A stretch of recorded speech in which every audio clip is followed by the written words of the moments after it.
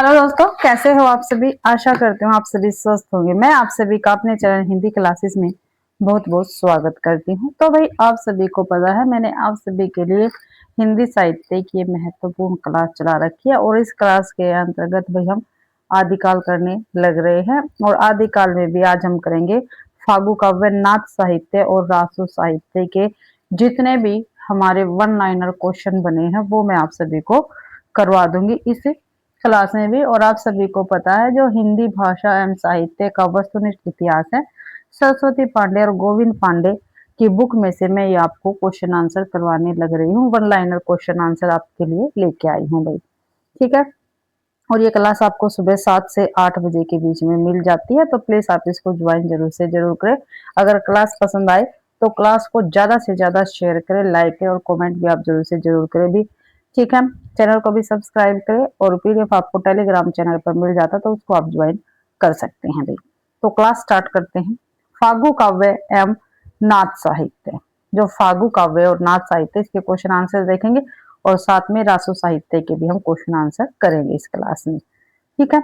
आदिकाल में फागु काव्य परंपरा किसकी महत्वपूर्ण उपलब्धि मानी जाती है, ठीक है। जो फागु काव्य है आदिकाल में, ठीक है, ये किसकी महत्वपूर्ण उपलब्धि मानी जाती है, तो जैन कवियों की मानी जाती है फागु काव्य में। फागु शब्द की व्युत्पत्ति किन शब्दों से मानी जाती है। जो फागु शब्द है इसकी व्युत्पत्ति किन शब्दों से मानी जाती है, तो संस्कृत के फल्गु यानी बसंत, प्राकृत के फागु और हिंदी के फाग से फागु शब्द की उत्पत्ति मानी जाती है। फागु काव्य परंपरा का सर्वाधिक प्राचीन ग्रंथ कौन सा है। फागु काव्य परंपरा का पूछा सबसे पुराना ग्रंथ कौन सा है, तो जिनदत्त सूरी फागु, ठीक। जिनदत्त सूरी फागु है। जिनदत्त सूरी फागु काव्य परंपरा का सर्वाधिक प्राचीन ग्रंथ कौन सा है, तो जिनचंद्र सूरी फागु रहेगा। आगे है जिनचंद्र सूरी फागु के रचनाकार कौन है, तो जिनदत्त सूरी रहेंगे। जिनदत्त सूरी फागु की रचना कब हुई, तो 1284 ईस्वी में की गई थी भाई। फागु काव्य का क्या अर्थ है, तो क्या है फागु काव्य का अर्थ, तो वसंत ऋतु का काव्य। क्या है, वसंत ऋतु का काव्य फागु काव्य को कहा जाते हैं। जिनचंद्र सूरी में कितने छंद है। जो जिनचंद्र सूरी है यानी फागु काव्य है ये, तो इसमें कितने छंद है, तो 25 छंद है। इसमें कितने 25 छंद है। फागु काव्य परंपरा का सर्वाधिक सुंदर काव्य कौन सा माना जाता है। सर्वाधिक सुंदर काव्य पूछा था, वो सबसे पहला था जिनदत्त सूरी फागु। और सर्वाधिक सुंदर काव्य कौन सा है, तो श्री स्थूलभद्र फागु रहेगा। क्या भी श्री का। आगे है श्री नेमिनाथ फागु के रचनाकार कौन है। श्री नेमिनाथ फागु के रचनाकार कौन है, तो राजशेखर सूरी जी रहेंगे। श्री नेमिनाथ फागु की रचना कब हुई, तो 1350 ईस्वी में हुई थी। श्री नेमिनाथ फागु में किस घटना का चित्रण है, तो नेमिनाथ एवं राजुल के विवाह की घटना का चित्रण है भाई नेमिनाथ फागु में। श्री नेमिनाथ फागु कुल कितने छंदों में निबद्ध है, तो 27 छंद है भाई नेमिनाथ फागु में। वसंत विलास फागु नाम से कितनी रचनाएं मिलती है, तो अनेक रचनाएं मिलती है, जिनमें एक 14वीं सदी की तथा दूसरी सदी की, ठीक है, दूसरी 16वीं सदी की है। तो जो पहली रचना है वो एक है 14वीं सदी की और दूसरी जो रचना है 16वीं सदी की है भाई। आगे है वसंत विलास फागु का संपादन किसने किया। जो वसंत विलास फागु इसका संपादन किसने किया है, तो डॉक्टर माता प्रसाद गुप्त ने किया वसंत विलास फागु का संपादन। आगे डॉक्टर माता प्रसाद गुप्त ने वसंत विलास फागु का समय कौन सा बताया है, तो कौन सा बताया, 13वीं शताब्दी बताया है।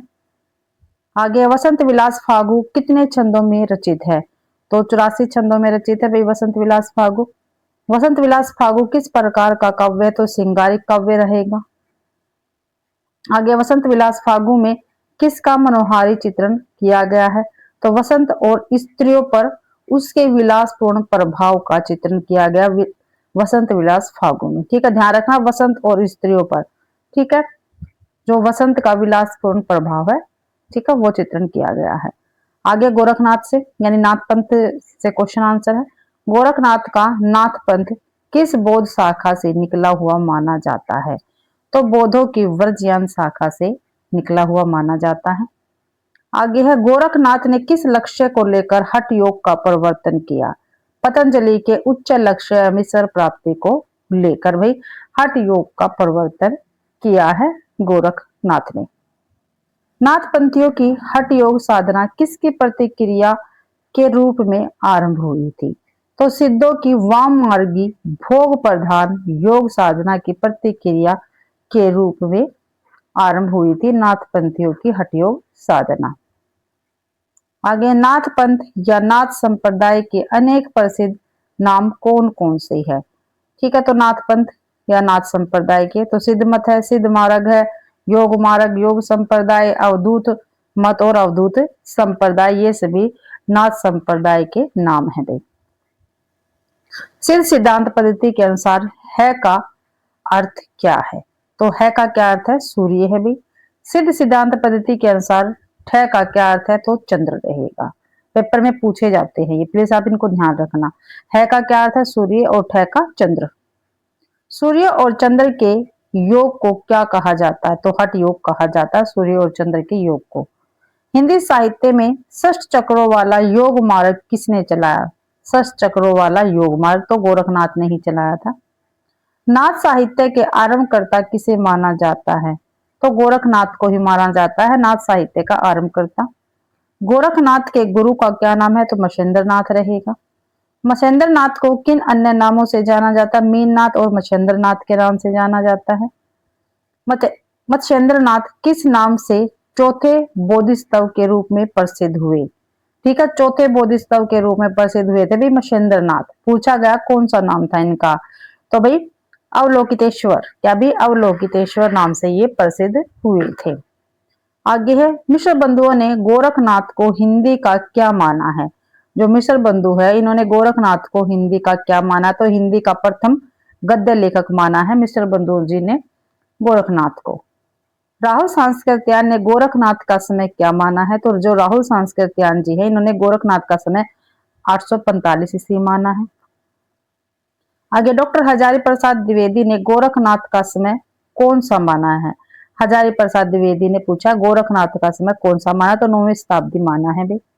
आचार्य रामचंद्र शुक्ल और डॉक्टर राम कुमार वर्मा ने गोरखनाथ को किस शताब्दी का माना है? तो 9वीं शताब्दी का माना है। डॉक्टर पीताम्बर दत्त बर्थवाल ने गोरखनाथ को किस शताब्दी का माना है? तो 11वीं शताब्दी का माना है भाई। ठीक है, डॉक्टर पीताम्बर दत्त बर्थवाल ने गोरखनाथ को। गोरखनाथ के 14 ग्रंथों का संपादन किसने गोरखवाणी नाम से किया है? तो डॉक्टर पीताम्बर दत्त बर्थवाल ने किया है भाई। ठीक है, गोरखनाथ के 14 ग्रंथों का संपादन पीताम्बर दत्त बर्थवाल ने गोरखवाणी नाम से किया है। 14 ग्रंथों का संपादन भाई। गोरखवाणी में गोरखनाथ के कितने प्रमाणिक ग्रंथ संकलित है? तो कितने हैं भाई? 14 ग्रंथ है।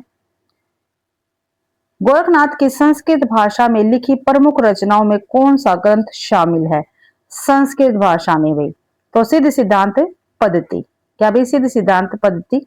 ठीक है, ध्यान रखना है संस्कृत भाषा में गोरखनाथ की रचना है।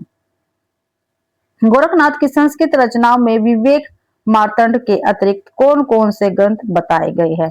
ठीक है, जो गोरखनाथ है इन्होंने संस्कृत में भी रचना की है और विवेक मार्तंड इनकी संस्कृत की रचना है।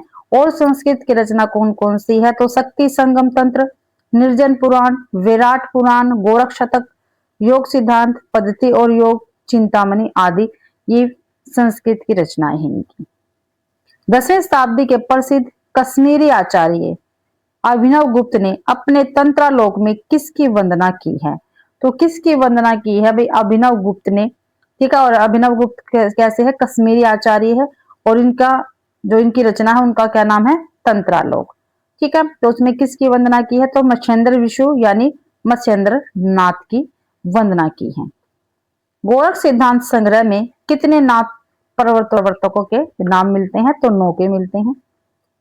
गोरख सिद्धांत संग्रह में बताए गए 9 नाथों के नाम कौन कौन से हैं? तो नागार्जुन है, जड़ भरत है, हरिश्चंद्र है, सत्यनाथ है, भीमनाथ है, गोरक्षनाथ है, चरपटनाथ है, जलंधर है और मल्लिया अर्जुन है। ये 9 नाथ बताए गए गोरख सिद्धांत संग्रह में। आगे है डॉक्टर राम कुमार वर्मा के अनुसार 9 नाथों के नाम क्या है? तो राम कुमार वर्मा के अनुसार बताने हैं। आदिनाथ, मछेंद्रनाथ, गोरखनाथ, गाहिणीनाथ, चरपटनाथ, चौरंगीनाथ, जवालेंद्रनाथ, भद्रनाथ और गोपीचंद्र नाथ। आगे है परवर्ती संतों ने आदिनाथ को किसका रूप माना है? जो परवर्ती संत है इन्होंने आदिनाथ को किसका रूप माना? तो शिव का माना है। नाथ है, चरपटनाथ का पूरा नाम क्या था? तो चरकानंद था। काफी बार पेपर में पूछा जा चुका है। क्या नाम था इनका पूरा? चरकानंद रहेगा। चुरंगी नाथ, जो चुरंगी नाथ है किसके शिष्य थे? तो ये गोरखनाथ के शिष्य थे चुरंगी नाथ। चुरंगी नाथ किस नाम से प्रसिद्ध थे? तो पूर्ण भगत नाम से प्रसिद्ध थे। वे पूर्ण भगत के नाम से प्रसिद्ध है चौरंगी नाथ। ये इनके नाम पूछे जाते हैं। चौरंगी नाथ का पूछ लिया, ठीक है, और चरपटनाथ का। नाथ संप्रदाय में जलंधर को किस नाम से जाना जाता है? तो जो जलंधर है, ठीक है, नाथ संप्रदाय में किस नाम से जाना जाता है? तो बालनाथ से नाम, जो बालनाथ है इसके नाम से जाना जाता है जलंधर को।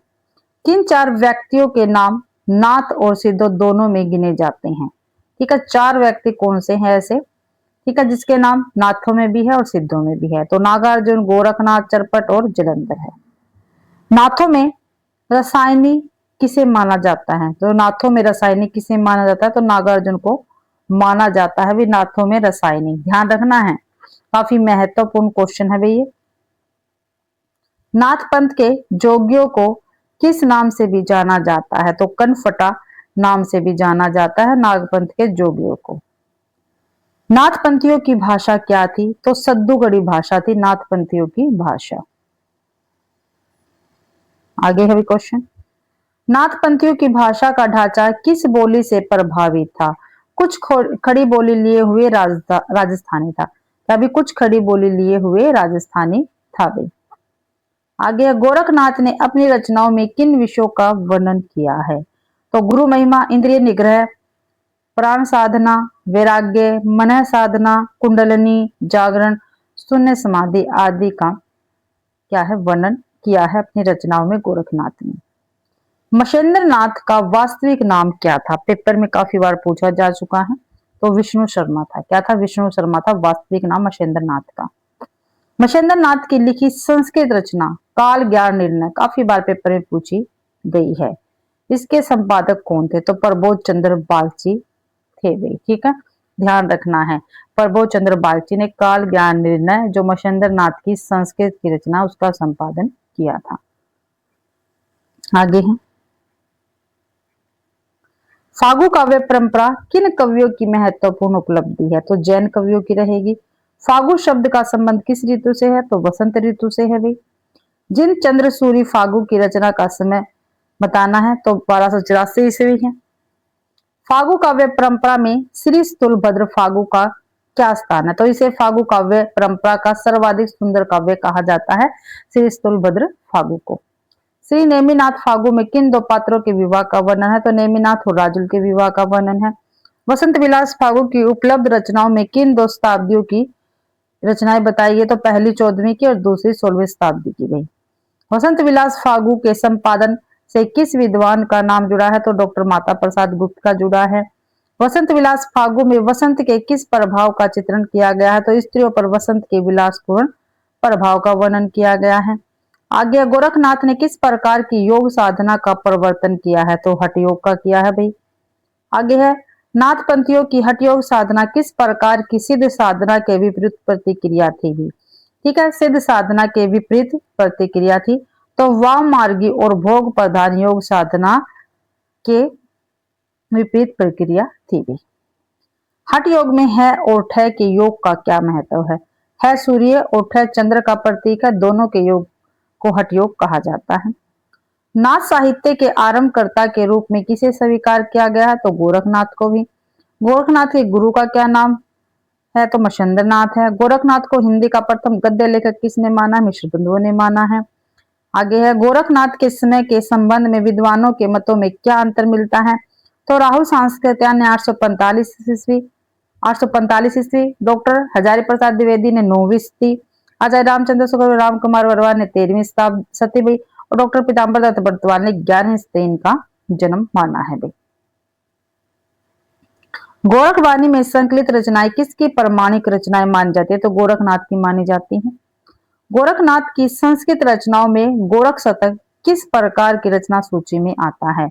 जो गोरखनाथ की संस्कृत भाषा में लिखी रचनाओं में आता है भैया, ठीक है। जो भाई गोरख शतक है ये गोरखनाथ की संस्कृत भाषा में लिखी हुई रचना है। ठीक है, कभी कभी मिस प्रिंट हो जाता है तो आप इन पे ध्यान मत देना, मैं बोल के भी आपको बता देती हूँ। नाथों की संख्या कितनी मानी गई है? 9 मानी गई है भाई। गोरख सिद्धांत संग्रह में नाथ प्रवर्तकों की सूची किस रूप में दी गई है? तो 9 प्रवर्तकों के रूप में दी गई है। डॉक्टर राम कुमार वर्मा द्वारा बताए गए 9 नाथों में अंतिम नाथ का नाम क्या है? तो गोपी चंद्र नाथ रहेगा। डॉक्टर राम कुमार वर्मा की सूची में प्रथम नाथ कौन है? आदिनाथ है। चौरंगी नाथ का संबंध गोरखनाथ के किस रूप में हुआ? तो वे गोरखनाथ के शिष्य थे भाई चौरंगी नाथ। नाथ संप्रदाय में जलंधर को बालनाथ कहे जाने का उल्लेख किस रूप में मिलता है? तो जलंधर को बालनाथ कहा जाता है भाई, इस रूप में इसका उल्लेख मिलता है। नाथ पंथ के जोगियों के लिए प्रयुक्त दूसरा नाम क्या है? तो कनफटा है। नाथ पंथियों की भाषा की प्रमुख विशेषता क्या थी? वह सद्दुकड़ी भाषा थी जिसका ढांचा कुछ खड़ी बोली लिए हुए राजस्थानी था भाई।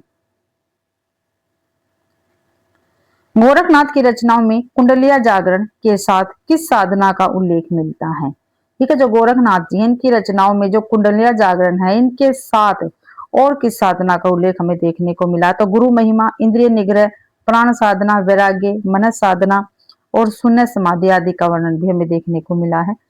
काल ज्ञान काल ज्ञान काल ज्ञान निर्णय किस भाषा की रचना है? तो संस्कृत भाषा की रचना है भी। काल ज्ञान निर्णय का संपादन किस विद्वान ने किया? तो प्रबोध चंद्र बागची ने किया था भाई। आगे आचार्य हजारी प्रसाद द्विवेदी ने गोरखनाथ के प्रभाव के बारे में क्या लिखा है? उन्होंने लिखा है कि शंकराचार्य के बाद भारतवर्ष में गोरखनाथ जितना प्रभावशाली दूसरा व्यक्ति नहीं है। ठीक है, ये हजारी प्रसाद द्विवेदी ने लिखा, कथन के रूप में पेपर में पूछा जाता है क्वेश्चन। ठीक है, शंकराचार्य के बाद भारतवर्ष में गोरखनाथ जितना प्रभावशाली दूसरा व्यक्ति नहीं है, तो ये किसने कहा है भाई? तो ये आचार्य हजारी प्रसाद द्विवेदी ने कहा है गोरखनाथ के विषय में। आगे है, भक्ति आंदोलन के पूर्व सबसे शक्तिशाली धार्मिक आंदोलन कौन सा था? तो गोरखनाथ का भक्ति मार्ग था भाई। गोरखनाथ अपने युग के कैसे नेता थे? तो अपने युग के सबसे बड़े नेताओं में थे भी गोरखनाथ। डॉक्टर पीताम्बर दत्त बर्तवाल ने गोरखनाथ के कितने ग्रंथों को प्रमाणिक मानकर गोरखवाणी का संपादन किया है? तो 14 ग्रंथों को प्रमाणित मानकर गोरखवाणी का संपादन किया है। गोरखवाणी में संकलित गोरखनाथ के प्रमाणिक ग्रंथों में कौन कौन से ग्रंथ है? शब्द है, पद है, शिष्या दर्शन, प्राण संकली, नरवे बोध, आत्म बोध, अभय मात्रा योग, 15 तिथि, सप्तवार, महेंद्र गोरख बोध, रोमावली, ज्ञान तिलक, ज्ञान ज्योतिष और पंचमात्रा। तो आपको ये ध्यान रखना, पेपर में पूछे जाते हैं भाई।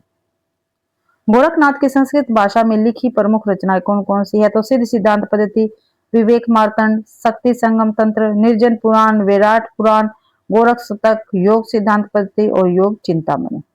साहित्य करेंगे भाई। रासो साहित्य का विवेचन किस आचार्य ने किया? तो आचार्य रामचंद्र शुक्ल जी ने किया है। आगे है, आचार्य रामचंद्र शुक्ल के अनुसार वीर गाथा परंपरा का प्राचीनतम ग्रंथ कौन सा है? तो बीसल देव रासो रहेगा भाई। ठीक है, किसके अनुसार है? आचार्य रामचंद्र शुक्ल जी के अनुसार वीर गाथा परंपरा का प्राचीनतम ग्रंथ। रासो शब्द की व्युत्पत्ति के संबंध में गारसा दत्तासी का मत क्या है? ठीक है, जो गारसा दत्तासी है इन्होंने रासो शब्द की व्युत्पत्ति किससे मानी है? तो राज सूर्य से मानी है। काफी बार पेपर में पूछा गया, राज सूर्य से गारसा दत्तासी ने भी रासो शब्द की व्युत्पत्ति मानी है। हर प्रसाद शास्त्री के अनुसार रासो शब्द की व्युत्पत्ति किस मूल से हुई? तो राज यश्य प्रसाद शास्त्री जी हैं, इन्होंने रासो शब्द की व्युत्पत्ति किससे मानी है? राजयश से मानी है। नौतम स्वामी के अनुसार रासो शब्द की व्युत्पत्ति किस शब्द से हुई है? तो रासक से हुई है। नौतम स्वामी के अनुसार रासो शब्द की व्युत्पत्ति रासक से हुई है। कविराज श्यामल दास ने रासो की व्युत्पत्ति किस शब्द से मानी है? तो हस्य से मानी है। काशी प्रसाद जायसवाल के अनुसार रासो शब्द का मूल क्या है? तो रहस्य रहेगा। आचार्य रामचंद्र शुक्ल ने रासो की व्युत्पत्ति किससे मानी है? तो किससे मानी है? रसायन से, रास से या रासो से। काफी बार पेपर में पूछे गए क्वेश्चन है भाई ये। नंद दुलारे वाजपेयी के अनुसार रासो शब्द की व्युत्पत्ति किस शब्द से हुई है? नंद दुलारे वाजपेयी के अनुसार तो रास से हुई है भाई। रामस्वरूप चतुर्वेदी ने रासो की व्युत्पत्ति किन शब्दों से मानी है? तो राव या रस से मानी है। रामस्वरूप चतुर्वेदी ने रासो की व्युत्पत्ति। गणपति चंद्र गुप्त ने रासो शब्द की विकास यात्रा किस क्रम में बताई है? गणपति चंद्र गुप्त ने। ठीक है, तो रासक, रासक से रस, फिर रासा, फिर रासु, फिर रासो, ये गणपति चंद्रगुप्त ने बताई है। रासो शब्द की विकास यात्रा, रासक, रस, रासा, रासो और रासो भाई। ठीक है, अब इसकी रचनाएं देख लेते हैं। खुमान रासो के रचनाकार कौन है? तो दलपति विजय रहेंगे। ठीक है, खुमान रासो की भाषा कौन सी है? तो राजस्थानी रहेगी। खुमान रासो किस काव्य रूप का ग्रंथ है? तो प्रबंध काव्य रूप है भाई खुमान रासो का। बीसल देव रासो के रचनाकार नरपति नाल है। बीसल देव रासो की रचना कब मानी जाती है? 1212 ईस्वी मानी जाती है। बीसल देव रासो का प्रमुख रस कौन सा है? तो श्रृंगार रस रहेगा। बीसल देव रासो कितने खंडों में विभाजित है? 4 खंडों में विभाजित है अभी बीसल देव रासो, ध्यान रखना है। परमार रासो की रचनाकार कौन है? तो जगनिक रहेंगे। परमार रासो को अन्य किस नाम से जाना जाता? तो आलाखंड से भी जाना जाता परमार रासो को। परमार रासो की रचना कब मानी जाती है? 1230 ईस्वी मानी जाती है। परमार रासो का प्रमुख रस कौन सा? तो वीर रस रहेगा। पृथ्वीराज रासो के रचनाकार कौन है? तो चंद्रबरदाई जी रहेंगे। पृथ्वीराज रासो में प्रमुख रूप से कौन से रस मिलते हैं? तो वीर और श्रृंगार रस हमें देखने को मिलते हैं पृथ्वीराज रासो में। पृथ्वीराज रासो में कितने समय सर्ग बताए गए? तो 69 समय सर्ग बताए गए हैं। पृथ्वीराज रासो की भाषा कौन सी बताई गई है? तो डिंगल बताई गई है। पृथ्वीराज रासो किस काव्य रूप का ग्रंथ है? तो प्रबंध काव्य रूप है भाई इसका। जयचंद्र प्रकाश के रचनाकार कौन है? जयचंद्र प्रकाश के रचनाकार केदार भट्ट रहेंगे। जयचंद्र प्रकाश की रचना कब मानी गई है? तो 1224 ईस्वी मानी गई है। जयमंक जस चंद्रिका के रचनाकार कौन है? काफी बार पेपर में पूछे गए क्वेश्चन है। ठीक है, काफी महत्वपूर्ण क्लास है भैया आप सभी के लिए, तो प्लीज आप इसको ज्यादा से ज्यादा शेयर करें, लाइक करें, कमेंट करें। तो मधुकर भट्ट रहेंगे, जय मधुकर भट्ट है। जयमंक जस चंद्रिका की रचना कब हुई? 1243 ईस्वी में हुई। हम्मीर रासो के रचनाकार कौन है? तो सारंगधर रहेंगे। विजयपाल रासो के रचनाकार कौन है? तो नल सिंह रहेंगे भाई। रणमल छंद के रचनाकार कौन है? तो श्रीधर रहेंगे रणमल छंद के रचनाकार। रणमल छंद की रचना कब मानी गई? तो 1454 में मानी गई भी। रणमल छंद की भाषा कौन सी है? तो डिंगल है। रणमल छंद में कितने छंद बताए गए हैं? तो 70 छंद बताए गए हैं रणमल छंद में। ठीक है, पृथ्वीराज रासो जो है इससे संबंधित हम तथ्य देखते हैं, काफी महत्वपूर्ण है पृथ्वीराज रासो। आचार्य रामचंद्र शुक्ल ने चंद्रबरदाई को हिंदी का क्या माना है? तो हिंदी का प्रथम महाकवि माना है चंद्रबरदाई को रामचंद्र शुक्ल जी ने। आचार्य रामचंद्र शुक्ल जी के अनुसार पृथ्वीराज रासो का क्या स्थान है? तो हिंदी का प्रथम महाकाव्य है भैया। मिश्र बंधुओं के अनुसार हिंदी का वास्तविक प्रथम महाकवि किसे कहा गया है? तो भाई चंद्रबरदाई को ही कहा गया है। पृथ्वीराज रासो की प्रामाणिकता के संबंध में विद्वानों में क्या स्थिति थी? काफी महत्वपूर्ण है, पेपर में अक्सर पूछा जाता है क्वेश्चन यहाँ से। तो विद्वानों में इसकी प्रामाणिकता अप्रामाणिकता को लेकर मतभेद था भाई। पृथ्वीराज रासो को प्रामाणिक मानने वाले विद्वानों में कौन कौन शामिल है? ठीक है, तो किसने भाई पृथ्वीराज रासो को प्रामाणिक माना था? कौन से ऐसे विद्वान थे? तो श्याम सुंदर दास ने प्रामाणिक माना, मिश्र बंधुओं ने प्रामाणिक माना, मोहनलाल विष्णुलाल पांडेय ने माना और कर्नल टाड ने पृथ्वीराज रासो को प्रामाणिक माना था। 4 थे ये, श्याम सुंदर दास, मिश्र बंधु, मोहनलाल विष्णु लाल पांड्या और कर्नल टाड, इन्होंने प्रामाणिक माना था पृथ्वीराज रासो को। पृथ्वीराज रासो को अप्रामाणिक मानने वाले विद्वानों में कौन कौन शामिल थे? तो भाई अप्रामाणिक किस किसने माना था पृथ्वीराज रासो को? तो आचार्य रामचंद्र शुक्ल ने माना, देवी प्रसाद ने माना, कविराज श्यामल दास, गौरी शंकर, हीराचंद्र ओझा ने माना, बुल्लर बुल्लर और मुरारी दान ने क्या है अप्रामाणिक माना है पृथ्वीराज रासो को। तो ये आपको जो नाम है प्लीज ध्यान रखने, पेपर में पूछे जाते हैं। आगे है पृथ्वीराज रासो को अर्ध प्रमाणिक मानने वाले विद्वान कौन है? तो अभी पृथ्वीराज रासो को प्रमाणिक भी माना गया, अर्ध प्रमाणिक भी माना गया और अप्रमाणिक भी माना गया। तो अर्ध प्रमाणिक किस किसने माना है? तो मुनिजन विजय ने माना है, आचार्य हजारी प्रसाद द्विवेदी ने माना है, डॉक्टर सुनीति कुमार चटर्जी ने और दशरथ ओझा ने माना है। ठीक है, अर्ध प्रमाणिक। आगे पृथ्वीराज रासो में कितने छंदों का प्रयोग किया गया है? तो 68 छंदों का, 68 छंदों का प्रयोग है। पृथ्वीराज रासो के प्रमुख छंद कौन कौन से है? तो कौन कौन से पृथ्वीराज रासो के प्रमुख छंद? कवित है, छप्पे है, दुआ है, तोमर है, तोटक है, गाहा है और आर्या है।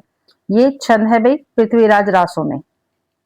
चंद्रबरदाई को किस छंद का विशेषज्ञ माना जाता है? चंद्रबरदाई को किस छंद का विशेषज्ञ माना जाता है? छप्पे छंद का माना जाता है। हजारी प्रसाद द्विवेदी ने पृथ्वीराज रासो को किस रूप में रचित माना गया है?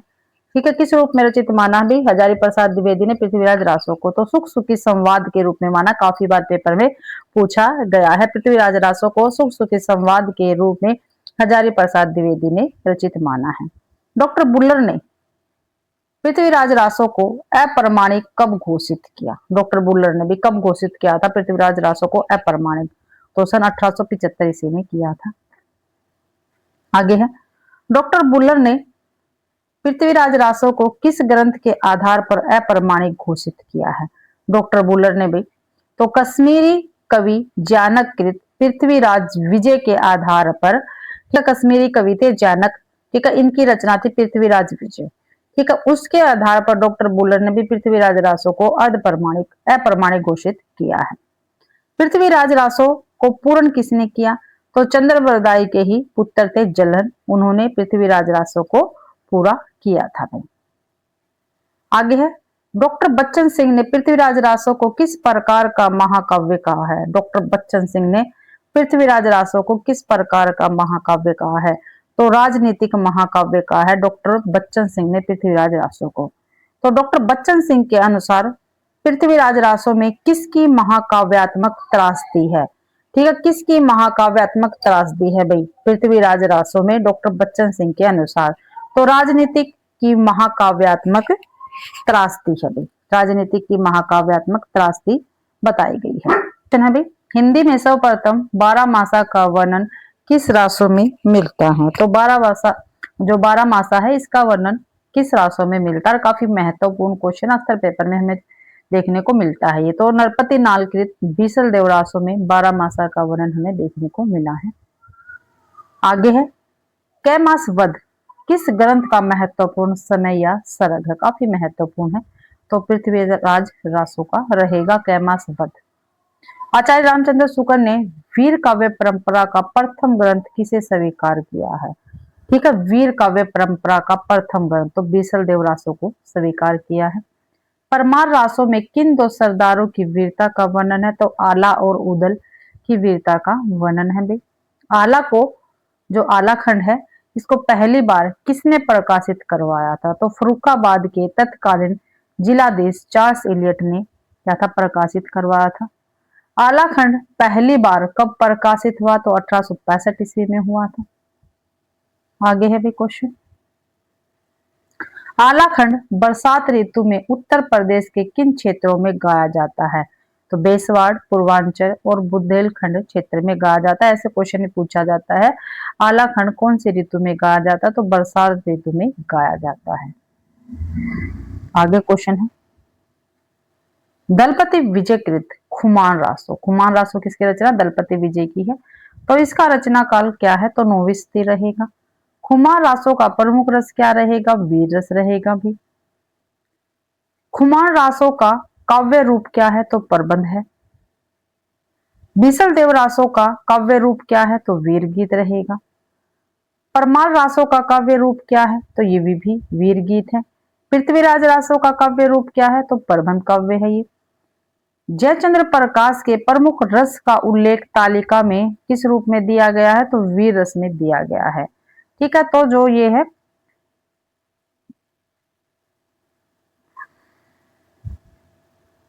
जयचंद्र प्रकाश का प्रमुख रस कौन सा? वीर रस रहेगा भाई।